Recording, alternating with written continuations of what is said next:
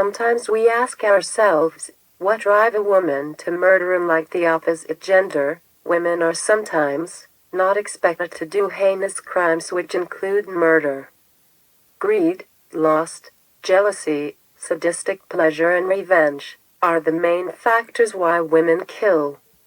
I guess Lisa Marie Montgomery falls in the sadistic pleasure as the main reason she committed a crime that will be narrated in the history of the United States forever.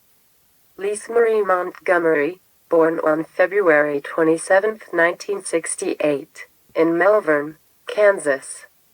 Montgomery's mother's alcohol addiction led to Lisa being born with permanent brain damage.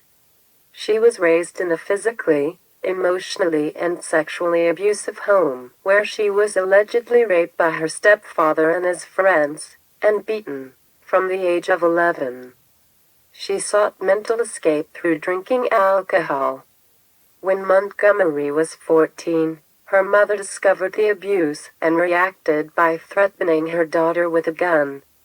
Montgomery tried to escape by marrying at the age of 18, but both her first marriage and a second marriage resulted in further abuse. Montgomery had 4 children before she underwent a tubal ligation in 1990. She falsely claimed to be pregnant several times after the procedure, according to both her first and second spouses. It was speculated that Montgomery's motivation stemmed from a miscarriage she may have suffered and subsequently concealed from her family. On December 16, 2004, Montgomery entered Bobby Jo Stinnett's house and murdered her by strangulation. Montgomery then cut Stinnett's unborn child from her womb and fled the scene. There was no sign of forced entry. Authorities believe that Montgomery, posing as customer Darlene Fisher, had arranged to visit Stinnett's house on that day.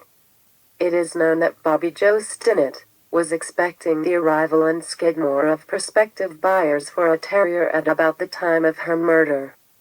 Bobby Jo Stinnett was discovered by her mother Becky Harper, lying in a pool of blood, approximately an hour after the murder.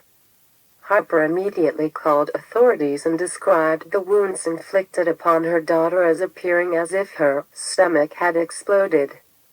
Paramedics were unsuccessful in attempts to revive Stinnett, and she was pronounced dead at St. Francis Hospital in Maryville. Montgomery allegedly called her husband, Kevin, that same day around 5:15 p.m. saying that, on a shopping trip to Topeka, she had gone into labor and given birth. The following day, December 17th, police arrested Montgomery at her farmhouse in Melvern, Kansas.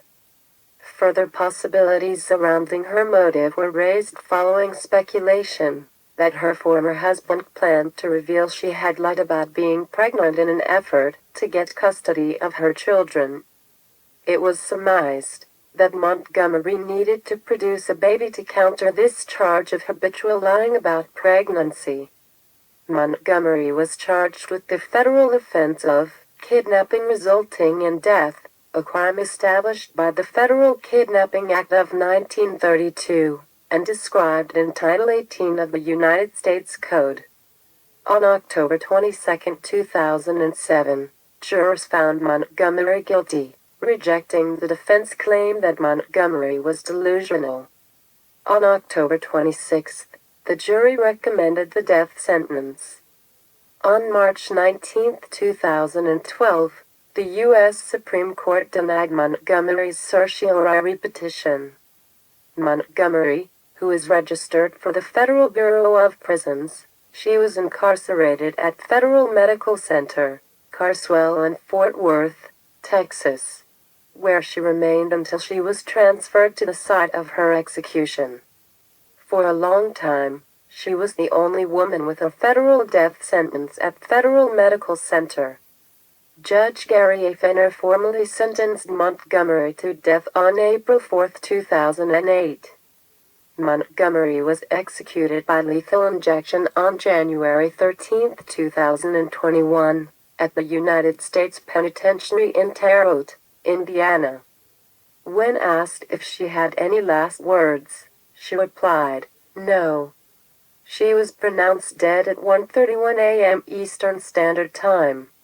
Montgomery became the first female federal prisoner executed in 67 years, the first woman executed in the United States since Kelly Gissenbeiner in 2015, and the first person executed in the United States in 2021. Only 3 other women have been executed by the U.S. federal government: Mary Surratt, by hanging in 1865. Ethel Rosenberg by electric chair in 1953. And Bonnie Huddy by gas chamber, also in 1953. Montgomery's execution was followed a day later by Corey Johnson, and 3 days later by Dustin Higgs. They were the last 3 executions under the presidency of Donald Trump, occurring in a lame duck period. All 3 were carried out by the United States federal government, each being controversial for a variety of reasons. In her final days, Montgomery had kept a calendar marked with Joe Biden's inauguration date. Joe Biden had promised to enact a moratorium on capital punishment at the federal level. Lisa Marie Montgomery was 52 years at the time of her execution. Thank you for watching. Please like and subscribe.